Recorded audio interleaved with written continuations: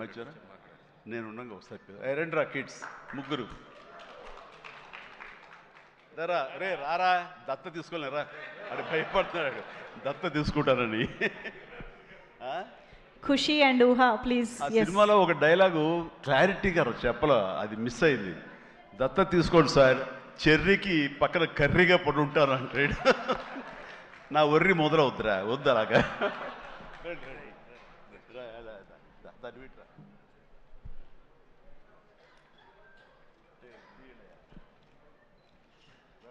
చాలా బాగా చేశారు రా, ఎక్సలెంట్ నాన్న, ఓకేరా.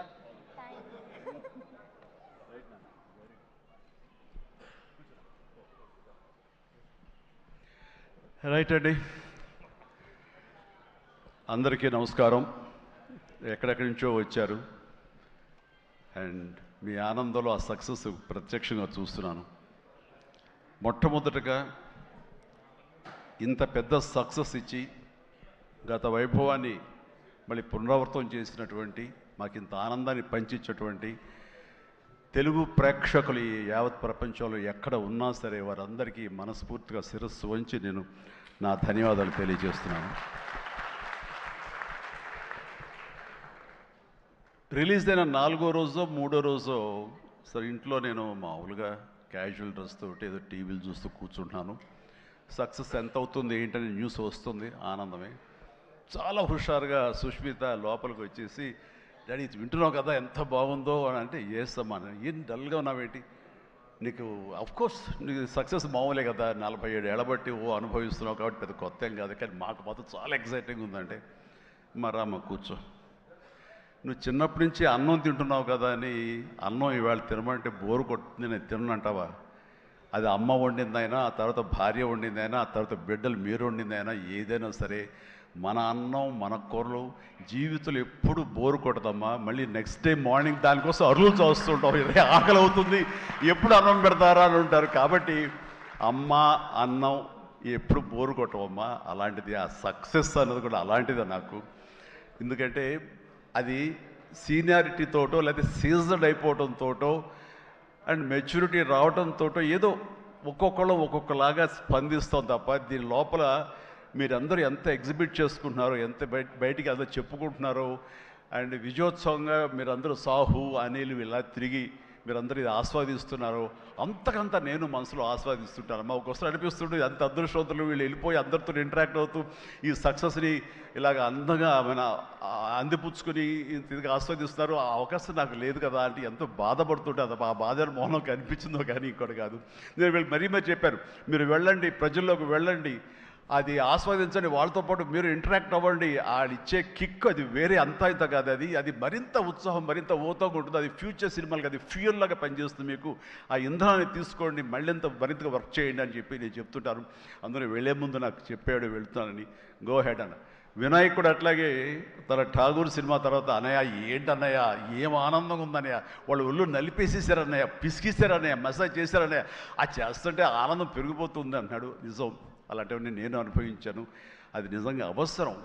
ఈ రోజున అలాంటి ఉత్సాహం చాలా సంవత్సరాల తర్వాత మళ్ళీ ఆ స్టేజ్ మీద, ఎప్పుడో 2-3 దశాబ్దాల ముందు ఇలా ఇచ్చిపుచ్చుకోవటాలు, షీల్డ్స్ ఇచ్చిపుచ్చుకోవటాలు అనేవి మనం ఎప్పుడు చూడలేదు. అలా ఎగ్జిబిటర్స్కి, బయ్యర్స్కి, డిస్ట్రిబ్యూటర్స్కి ఇలా మా చేతుల మీదుగా స్టేజ్ మీద ఈ రకమైన కళకళలాడుతూ జరుగుతుంటే కనుక, వా గత వైభవాన్ని మళ్ళీ వింటేజ్ చిరంజీవినే కాదు, వింటేజ్ ఫంక్షన్ సెలబ్రేషన్ కూడా తీసుకొచ్చిన ఘనత అనిల్ రావుపూడిది. So thank you so much. నాకైతే అది నాస్టాలజీ. అలాగే కొంచెం ఓపిక్గా ప్రతి ఒక్కళ్ళని ఆనందపరిచేలాగా షీల్డ్స్ ఇచ్చిపుచ్చుకోవటం, ఆ షీల్డ్స్ ఇంటికి వెళ్ళిన తర్వాత అక్కడ అలమారలో పెట్టుకుంటే అది చూసినప్పుడల్లా ఎన్నో స్మృతులు గుర్తుకు వస్తుంటాయి. అలాంటిది మళ్ళీ తిరిగి ఇలాగ రావటం, ఆ ఆనందాన్ని అందివ్వటం చాలా చాలా సంతోషం. అండ్ ఇందాక రాఘవేంద్ర వెళ్ళిపోయారు, ఆయన ఉండగా మాట్లాడాల్సింది. అనిల్ని చూస్తుంటే వర్కింగ్ స్టైల్ కానీ, ఆర్టిస్ట్ తోటి ఇంటరాక్ట్ అవ్వటం కానీ, వాళ్ళని మంచి గుడ్ హ్యూమర్లో పెట్టడం కానీ, ఇవన్నీ చూస్తుంటే నాకు 100% రాఘవేంద్రరావు గారే గుర్తుకొచ్చేవాళ్ళం. అండ్ ఇందాక ఆయన చెప్పినట్లుగా నాకు రాఘవేంద్రరావు గారే అనిల్ రావుపూడిని పరిచయం చేశారు. బాబాయ్ వెరీ గుడ్ డాన్సర్ తెలుస్తారు, నువ్వంటే చాలా ఇష్టం, నీలాగా దించేస్తాడని చెప్తుంటే కనుక అవునంటే అక్కడే ఉత్సాహం 2-3 స్టెప్స్ కూడా వేసాడు ఆ పార్టీలో. ఎప్పటిగా నువ్వు ఇతనితో సినిమా చేయాలి బాబాయ్, నీ కామెడీ టచ్కి ఇతను కామెడీ కన్సీవ్ చేసే కథలకి వాటికి భలే ఉంటుంది, ఆ రిజల్టే వేరు అన్నారు మహానుభావుడు, ఆ మాట అన్నారు. అప్పుడు అందాక అన్నారు కదా, విత్తనం నాటిన అది మా వటవృక్షం అయ్యేంత సక్సెస్ వస్తుందని ఊహించదు అన్నారు. ఆయన మంచి మనసుతోటి పాజిటివ్ దీంతో నోట్తోటి ఆ మాట ఆయన అన్నారు. అది ఈ రోజు మనం అందరం చవి చూస్తున్నాం. So thank you so much Raghavendra Rao గారు. అట్లాగే ఇంకొక పాజిటివ్ మనిషి, ఎప్పుడు ఇతని సక్సెస్ని హర్షించే మనిషి, సక్సెస్ కోరుకునే మనిషి. అలాగే నేనంటే ఒక అన్నయ్యలా ప్రేమ చూపించే వివి వినాయక్ కూడా ఈరోజు వచ్చాడు. అతను కూడా నాతో 2 సినిమాలు చేశాడు. చేసినప్పుడల్లా అతను మన షూటింగ్స్లో ఎంత ఉత్సాహంగా ఉంటాడో, ఎంత ఉత్సాహం మమ్మల్ని పరుస్తుంటాడో, అదే రకంగా అనిల్ రావిపూడి కూడాను మాస్ సంబంధించి అంత గ్రిప్పు, అంత పట్టు ఉన్న మనిషి. అండ్ రాఘవేంద్ర గారు ఎప్పుడు ఆర్టిస్టులు చాలా గుడ్ హ్యూమర్లో ఉంచుతారు, సరదాగా ఉంచుతారు. అండ్ మళ్ళీ ఈ రాఘవేంద్ర గారి సినిమా ఎప్పుడు ఎలా ఉంటుంది అనే విధంగా ఉంటుంది. ఆ రకంగా ఈ సినిమాలో ఆర్టిస్టులతో ఉండటం సరదాగా ఉండటం కానీ, అండ్ అరమరికి లేక ఉండటం కానీ, షూటింగ్ గ్యాప్లో తన జోకులతోటి వాళ్ళు నవ్వించడం కానీ, అంటే ప్రతిరోజు షూటింగ్ వెళ్ళే ముందు నాకు ఈ మధ్య సంవత్సరాల్లో 2 షూటింగ్స్ చాలా ఉత్సాహంగా వెళ్ళేవాడిని. ఒకటి 150 వినయ్ ఉన్నాడు, అతను షూటింగ్ చేయటం. ఆ తర్వాత అంతే ఉత్సాహంతో నేను వాల్టర్ వేరేకి వెళ్ళినప్పుడు బాబీ సినిమా కూడా అతను అంత గుడ్ హ్యూమర్లో ఉంచుతాడు, సరదాగా ఉంటుంది. వాళ్ళతో పని చేయడం అనేది ఒక పిక్నిక్ లాగా అంత ఎంజాయ్ చేసింది నేను ఈ సినిమాకి, మనశంకర వరప్రసాద్కి. ప్రతిరోజు షూటింగ్ వెళ్తుంటే మధ్యలో ఎక్కడ రోజు షూటింగ్ లేకపోతే ఇంట్లో మామూలుగా కూర్చుంటాం, అదేదో డల్గా ఉంటాం అని కాదు కానీ స్తబ్దతగా ఉంటాం. అండ్ అబ్బా మీరు షూటింగ్ వెళ్తేనే హుషారుగా ఉంటారు, ఇంట్లో ఉంటే ఏదోలా ఉంటుంది, ఏ షూటింగ్ లేదో త్వరగా పెట్టమని చెప్పండి అనిల్ని అని సురేఖ అంటుంటే నేను నిజంగా అంటుంది.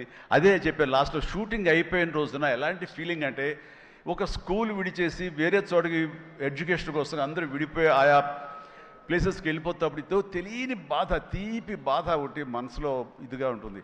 అలాంటిదే నేను గురయ్యాను ఈ సినిమాకి. అందరూ లాస్ట్ డే ఎమోషన్ అయ్యి కూడా అందరి యూనిట్ అందరినీ పిలిచి దగ్గరికి తీసుకుని వాళ్ళకి నా కృతజ్ఞత చెప్పుకున్నాను. ఒక వండర్ఫుల్ ఎక్స్పీరియన్స్ ఈ సినిమా నేను చేయడం. అలాంటి ఎక్స్పీరియన్స్ ఇచ్చినటువంటి అనిల్ రావుపూడి రైటింగ్ టీమ్కి, అనిల్ రావుపూడి అసిస్టెంట్లకి, ఏడీలకి, అసోసియేట్స్, అలాగే మన సమీర్ రెడ్డి కెమెరా వాళ్ళు, వాళ్ళ అసిస్టెంట్లు అందరూ ఒక కుటుంబంలాగా కలిసిపోయాం.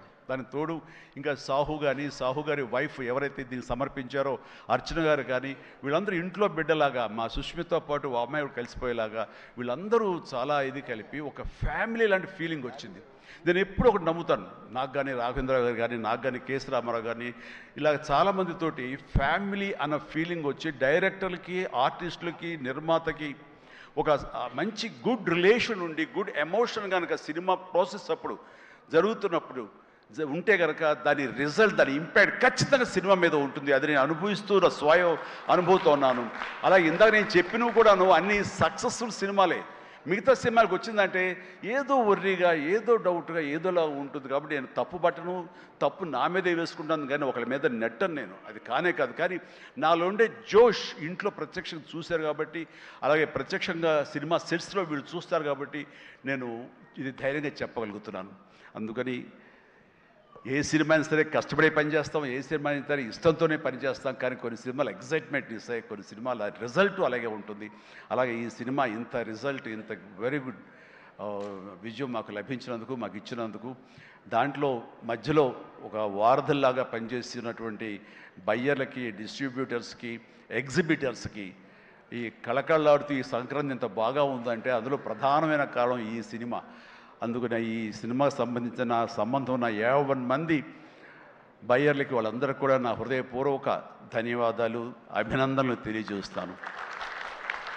నేను ప్రీ రిలీజ్ ఫంక్షన్లో కోరుకున్నాను, అన్ని సినిమాలు బాగా ఆడాలి, అన్ని సినిమాలు కళకళలాడుతుండాలి, థియేటర్లకి జనం రావాలి అని అన్నందుకు నేను ఆ కోరిక మన్నించి ఏదో ఒకటి సినిమా, అర సినిమా కొంచెం అటు ఇటుగా ఉన్నా సరే దాదాపుగా అన్ని సినిమాలు ఈ సంక్రాంతిలో ప్రజలు ఆదరించారు, వాళ్ళన్నిటికీ సక్సెస్ కలగజేశారు. అవన్నీ కూడా మంచి ఆయా రేంజుల్లో వాళ్ళకి, ఆ హీరోలకి, ఆ నిర్మాతలకి, ఆ ప్రొడ్యూసర్లకి, డైరెక్టర్లకి, వాళ్ళందరూ కూడా అలాగే ఈ సక్సెస్ దొరికేందుకు ఇది వెరీ గుడ్ సంక్రాంతి, జీవితంలో మర్చిపోలేని సంక్రాంతి. ముఖ్యంగా ఏంది వెంకీ సంక్రాంతి అంటే అదిరిపోద్ది సంక్రాంతి చూస్తావు అన్నట్లుగా అదే చూసాము, అదే అదిరిపోయింది సంక్రాంతి. Thank you.